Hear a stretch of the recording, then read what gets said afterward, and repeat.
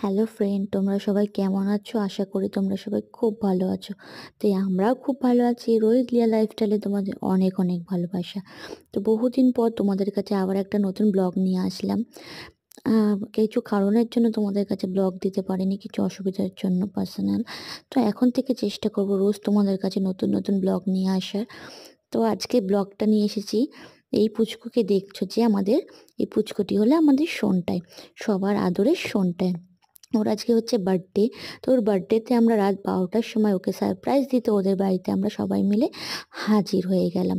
আর যে এই যে স্পাইডারম্যানের যে ড্রেসটা পরে ও খেলছে, এত ছুটোছুটি করছে, এইটার রহস্য হলো ও বলেছিল, পাপা আমার বার্থডেতে আমাকে একটা স্পাইডারম্যানের ড্রেস গিফট করবে।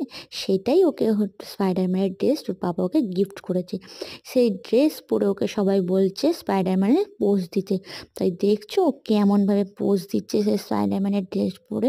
তো রাত 12টার সময় আমরা সবাই মিলে ওদের বাড়িতে চলে এসেছি। ওর কাকা কাকিয়া, ওর ঠাম্মা, দাদু, পিসা পিসান সবাই মিলে আমরা ওর সারপ্রাইজ দিতে ওর বাড়িতে আমরা চলে এসেছি। আর হ্যাঁ, এই যে কেকটা দেখছো, এইটা হচ্ছে এখন একটা নর্মাল কেক অর্ডার দেওয়া হয়েছে, সেটাই এখন কাটিং করা হচ্ছে। আর ওর পাপার কাছে একটা স্পেশাল কেক চেয়েছিল, যেটাও কালকে কাটবে। সেটাও জানো তোমরা কি, সেটাও হলো স্পাইডারম্যানের কেক। ওটা চাই। ওর পাপা ওকে বলেছে ঠিক আছে, তোকে আমি স্পাইডারম্যানের কেকই গিফট করব। তো সেই কেকটাও আসবে কালকে, ও সেইটা কাটিং করবে। সেই ব্লগটা আমি তোমাদের নেক্সট ব্লগে দেখাবো, কালকে কি না হয়েছে না হয়েছে।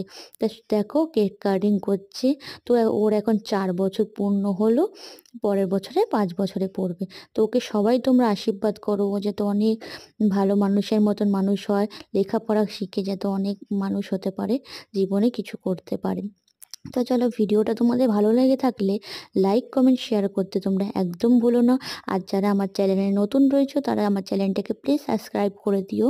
আমার পাশে থাকা বেল আইকনটিকে প্রেস করে দিও, যাতে সমস্ত ভিডিও নোটিফিকেশন তোমাদের কাছে পৌঁছে যায়।